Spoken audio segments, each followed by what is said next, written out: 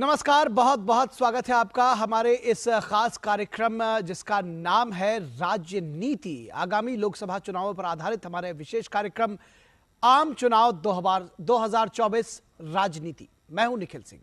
राजनीति यानी कि राज्यों की चुनावी राजनीति, यानी कि अलग अलग राज्यों के क्या है आम चुनाव के समीकरण, क्या है उनके मुद्दे। इस विशेष कार्यक्रम में हम बात करेंगे किसी एक राज्य में चुनावी हलचल और वहां की राजनीतिक स्थिति। आज बारी है महाराष्ट्र की, जहां आज राजनीतिक हलचल भी काफी तेज है। तो जुड़ेंगे अपने खास मेहमानों से भी इस विशेष कार्यक्रम में, लेकिन सबसे पहले देखते हैं कि क्या है चुनावी हलचल महाराष्ट्र में। महाराष्ट्र में सियासी उतार चढ़ाव का नया केंद्र बन चुका है महाराष्ट्र। पहले शिवसेना में दो गुटों के बीच बंटवारा, उसके बाद एनसीपी में टूट और अब कांग्रेस के बड़े नेताओं का पार्टी से पलायन। तो कांग्रेस नेता राहुल गांधी की भारत जोड़ो न्याय यात्रा जैसे जैसे मुंबई की तरफ बढ़ रही है, वैसे वैसे कांग्रेस को एक के बाद एक झटके लग रहे हैं।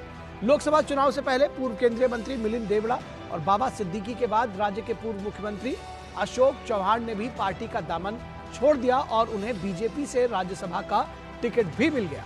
तो जानकारों के मुताबिक पार्टी छोड़ने का यह दौर अभी और लंबा चल सकता है और कांग्रेस पार्टी में अभी और बड़ी भगदड़ मच सकती है।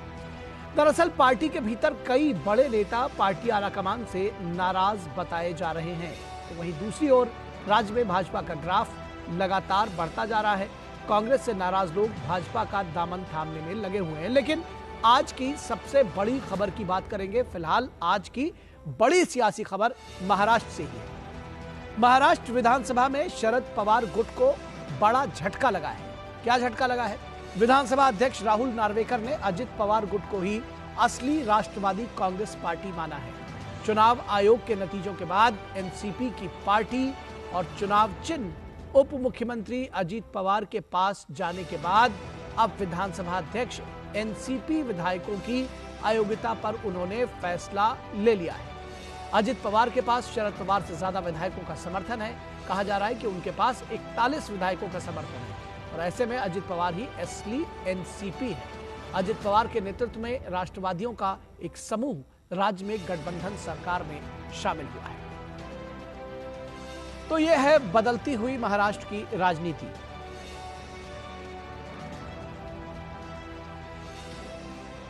Consequently, these cannot be yardsticks to determine which faction is the real political party, and to the legislative majority provides a clear and reliable answer to the question of which faction is the real NCP political party. I hold that the Ajit Pawar faction is the real NCP political party for the purposes of these disqualification petitions.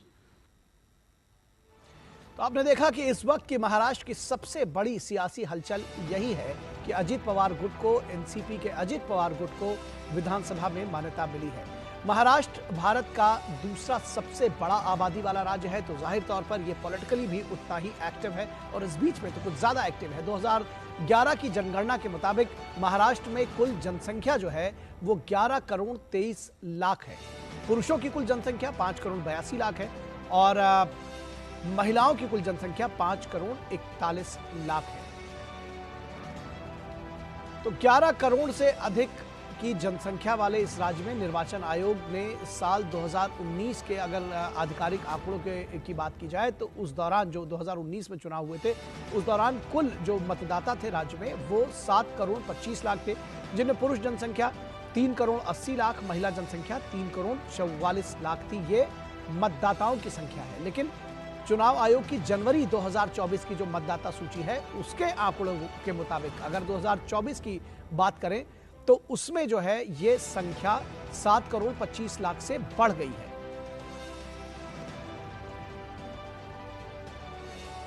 ये जनसंख्या मतदाताओं की बढ़ करके अब कुल मतदाता 9 करोड़ 12 लाख हो गए हैं, जिसमें पुरुष मतदाता 1 करोड़ 1 लाख है और माफ कीजिएगा, और महिला मतदाता 3 करोड़ 8 लाख है। तो 6 करोड़ जो है पुरुष मतदाता है और 3 करोड़ महिला मतदाता है। तो पुरुष मतदाताओं की संख्या में 1,01,869 मतदाताओं की संख्या में वृद्धि हुई है। वहीं महिला मतदाताओं की संख्या में वृद्धि जो हुई है वो 3,08,306 मतदाताओं की संख्या में वृद्धि होगी और तीसरे लिंग के मतदाताओं की संख्या 572 की वृद्धि होगी। पुरुष और महिला मतदाताओं की संख्या की अंतिम सूची अभी भी प्रतीक्षित है। तो कुल मतदाता जो है वो बढ़ गए हैं, 7 करोड़ 25 लाख से बढ़कर 9 करोड़ 12 लाख हो गए हैं। और केंद्र सरकार ने 1991 से 2001 तक के वर्षों को साक्षरता दशक घोषित किया था। उनकी जो लिटरेसी है उसकी भी बात कर लेते हैं राज्य की, उसको साक्षरता दशक घोषित किया था, जिसके बाद जो साक्षरता दर में वृद्धि का ये सिलसिला अगले दशक 2001 से 2011 तक भी जारी रहा। साक्षरता सामाजिक विकास और कुछ प्रकार की औपचारिक शिक्षा प्राप्त करने से जुड़ी है। महाराष्ट्र में साक्षरता दर 82.34% है, जो कि भारत के यानी कि देश भर के जो राष्ट्रीय औसत है 72.98% उससे अधिक है।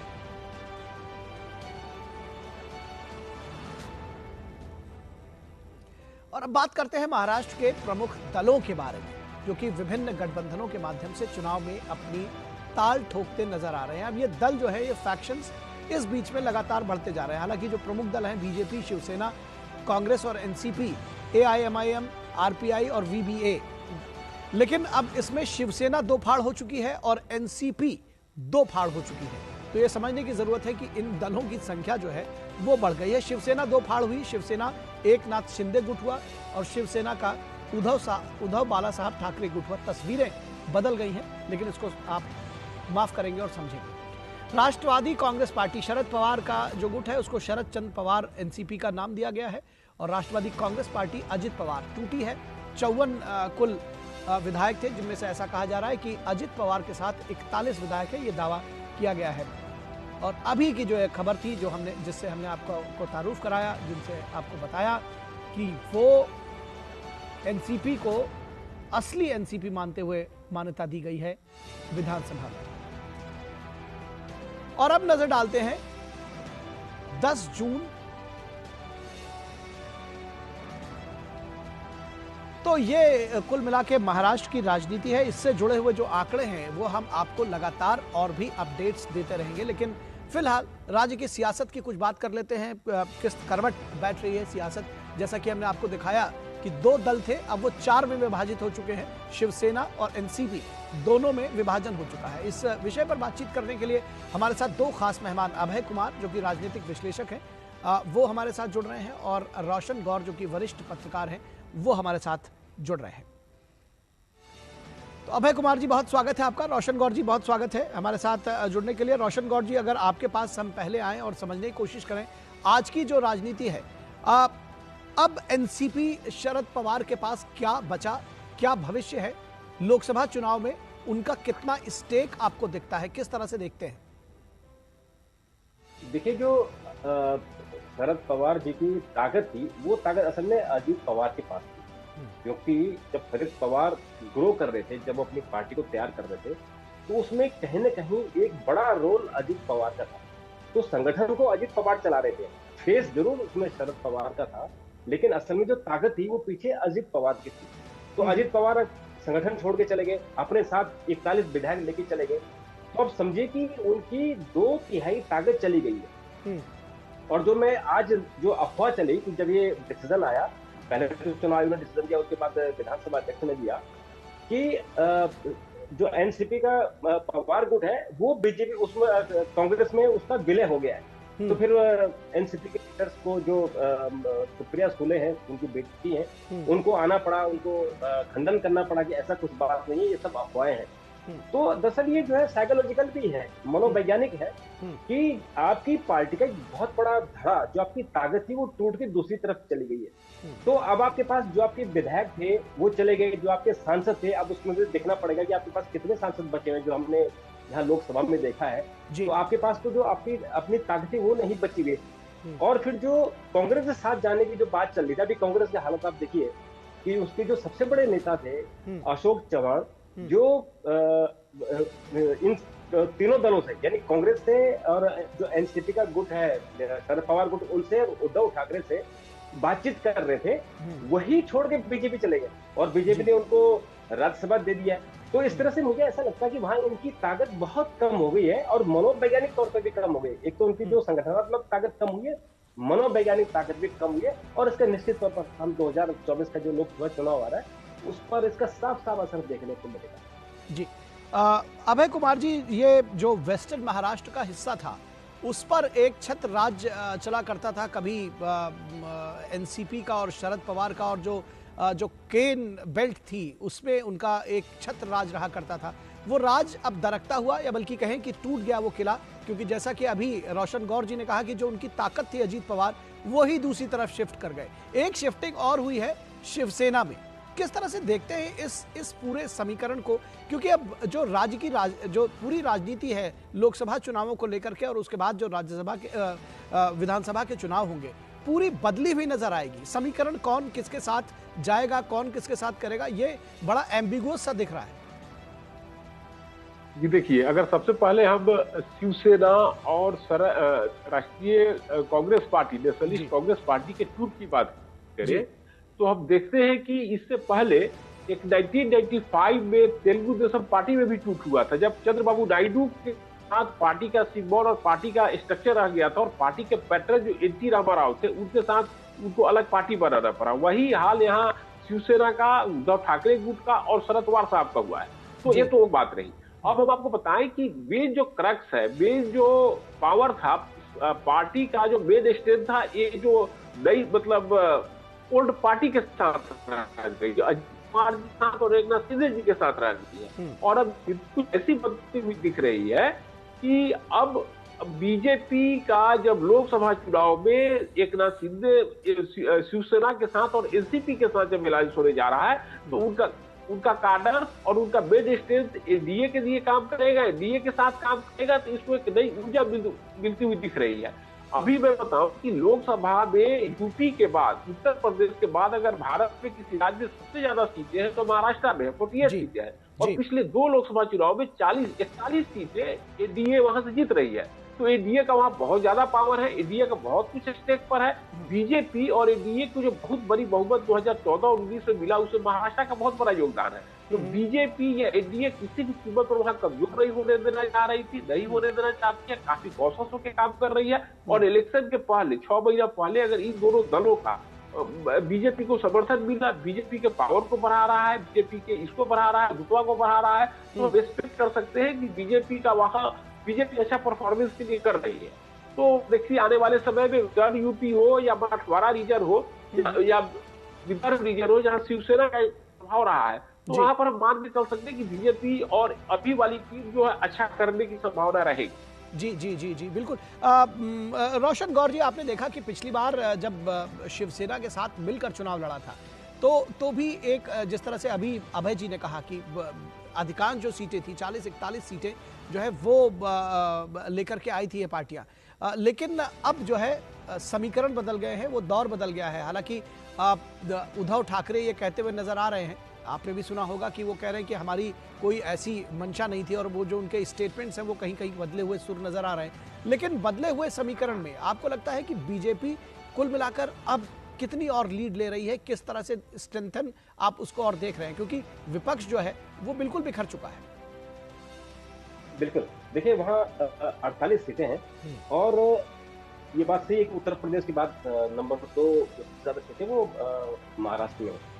और हमें इस बात को ध्यान में रखना चाहिए कि जब 2019 का चुनाव था तो उसमें बीजेपी और शिवसेना ने मिलकर चुनाव लड़ा था, तो दोनों का जो वोट बैंक है वो एक दूसरे का पूरक है। और जब ये बीजेपी का गठबंधन हुआ था शिवसेना से और अकाली दल से, ये दोनों दल सबसे पुराने दल थे जो बीजेपी के साथ थे। जो ये उद्धव ठाकरे जब छोड़ के गए, उन्होंने कहा था कि उन्होंने मुख्यमंत्री बनाने का बीजेपी ने उनको वायदा किया था, जबकि ये बात बिल्कुल क्लियर हो चुकी है, बीजेपी बार बार कह चुकी है, और इनफॉर्मली जो हम लोगों से भी बात हुई थी कि उद्धव ठाकरे से कभी भी बात नहीं हुई थी कि उनको मुख्यमंत्री बनाया जाएगा।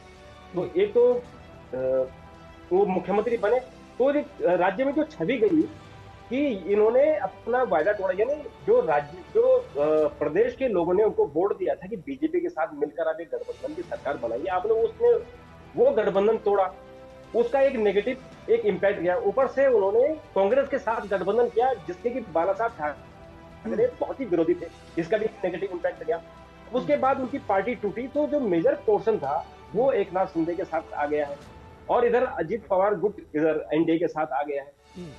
तो अभी कांग्रेस के पास जो कांग्रेस के बड़े लीडर थे, 3 लीडरों के जो अभी आपने नाम दिए हैं, वो तीनों इधर वो बीजेपी की तरफ आ गए। तो मुझे तो ऐसा लगता है कि जो पिछली बार वो करीबन 42 सीटों के आसपास उनकी जो सीटें, उनकी जो एनडीए की सीटें आई थी, मुझे लगता है कि इसमें इजाफा ही होगा, क्योंकि जो अपोजिशन है वो दिख कहाँ रहा है। अगर हम आज एक रिमर उड़ी है कि जो शरद पवार गुट है वो कांग्रेस में उसका विलय हो गया है, और कांग्रेस के जो कद्दावर नेता है वो बीजेपी में आ गए हैं, तो उसका इम्पैक्ट क्या होगा, उसका मनोवैज्ञानिक असर क्या पड़ेगा। जी, तो इसलिए मुझे ऐसा लगता है, हाँ मुझे ऐसा लगता है कि वहां पर जो अपोजिशन है उसके लिए संकट की घड़ी है। जी, निश्चित तौर पर संकट की घड़ी है, और जो वोटर है वो भी इसको बहुत नज़दीकी से देख रहे हैं, जो कार्यकर्ता है और जो नेता, जैसे आपने कहा वो शिफ्टिंग जो हो रही है, तो नेता तो उसको देख ही रहे हैं, राजनीति भाप ही रहे हैं, जो वोटर है वो भी बहुत करीबी से इसको देख रहा है। महाराष्ट्र की जो आपने सियासत बताई, महाराष्ट्र की में कुल 36 जिले हैं और 48 लोकसभा सीटें हैं। जैसा कि आपने बताया कि उत्तर प्रदेश में 80 के बाद जो है ये अगर सबसे ज़्यादा सीटें हैं कहीं तो महाराष्ट्र में है, और महाराष्ट्र में कुल सीटें हैं 48। तो आप समझ सकते हैं कि किस तरह से देश की सियासत में इसका असर पड़ता है। इसमें सामान्य सीटें 39 हैं, ये एक डेटा है जिसको आप देखिए। आरक्षित शेड्यूल कास्ट के लिए 5 है, और शेड्यूल ट्राइब्स के लिए 4 आरक्षित हैं। कुल जिले 36 हैं। तो आप इसकी राजनीतिक स्थिति के बारे में अंदाजा सहज ही लगा सकते हैं। और अगर क्षेत्रवार स्थिति देखी जाए बीजेपी की, महाराष्ट्र लोकसभा चुनाव में बीजेपी कुल जो है पुरुष जो है वो 18 हैं, महिला 7 हैं, कुल 25 हैं। कांग्रेस 22, 3, 25, एनसीपी के पुरुष 18 हैं। ये लोकसभा चुनाव की बात हो रही है, और महिला 1 है, शिवसेना 22 और 1। और ये 2019 के चुनावी नतीजे हैं। बीजेपी ने 23 सीटें जीती थी, शिवसेना ने 18, दोनों मिलकर लड़े थे, और ऐसे में एनसीपी को 4 सीटें मिली थी, कांग्रेस को 1 सीट मिली थी, और एआईएमआईएम को 1 सीट मिली थी। असदुद्दीन ओवैसी की एआईएमआईएम। कांग्रेस भी 1 थी। बीजेपी को 27.83% वोट शेयर मिले थे, एनसीपी को 15.65, शिवसेना को 23.50, कांग्रेस को 16.41 और एआईएमआईएम को 0.72% वोट शेयर मिला था, लेकिन सीटें दोनों को मिली थी बराबर। अब अगर क्षेत्रवार सीट की बात करें तो कोंकण में 7 सीटें हैं, बॉम्बे जो क्षेत्र है उसमें 6 सीटें हैं, उत्तर महाराष्ट्र में 6, विदर्भ में 10, मराठवाड़ा में 8 और पश्चिम महाराष्ट्र में 11 सीटें हैं। तो इस तरह से क्षेत्रवार भी आप इसको समझ सकते हैं। और क्षेत्रवार चुनावी नतीजों की बात करें तो बीजेपी ने कोंकण में 1, कांग्रेस को 0, शिवसेना 5, एनसीपी 1। तो शिवसेना ने लीड ली थी। बॉम्बे के रीजन में बीजेपी 3, शिवसेना 3। और उत्तर महाराष्ट्र की बात करें तो बीजेपी 5 और शिवसेना 1। तो अब देख रहे हैं कि किस तरह से कुछ क्षेत्रों में शिवसेना और बीजेपी मिलकर लड़ी थी। इस बात को ध्यान रखने की जरूरत है कि एक दूसरे को कॉम्प्लीमेंट करते हुए लड़े थे और अधिकांश सीटें उन्होंने जीती थी। तो बड़े अंतर से जीत की बात करें तो मुंबई उत्तर से बीजेपी 4,46,524 वोटों से जीती थी। कल्याण में शिवसेना 34,434 वोटों से जीती थी। जलगांव में बीजेपी 41,161 वोट से जीती थी। तो इसी तरह के ये आंकड़े हैं जहां मुंबई उत्तर, कल्याण और जलगांव में बीजेपी, शिवसेना और बीजेपी ने बड़ी जीत की थी। औरंगाबाद में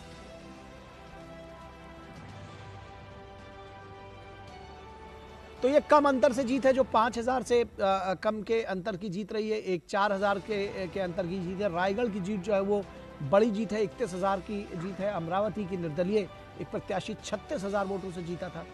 तो ये कुछ आंकड़े हैं जो आपको राज्य की जो राजनीतिक स्थिति है वो बयां करती हैं।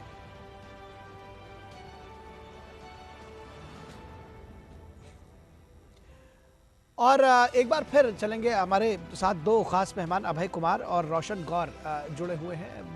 अभय जी, अगर हमने इन आंकड़ों को देखा, सब कुछ देखा, अगर हम इन दो जिन दलों के भविष्य की बात कर रहे हैं, क्योंकि दोनों को बड़ी चिंता होगी, एक शरद पवार को, दूसरा उद्धव ठाकरे को। आप किस तरह से देखते हैं इसको?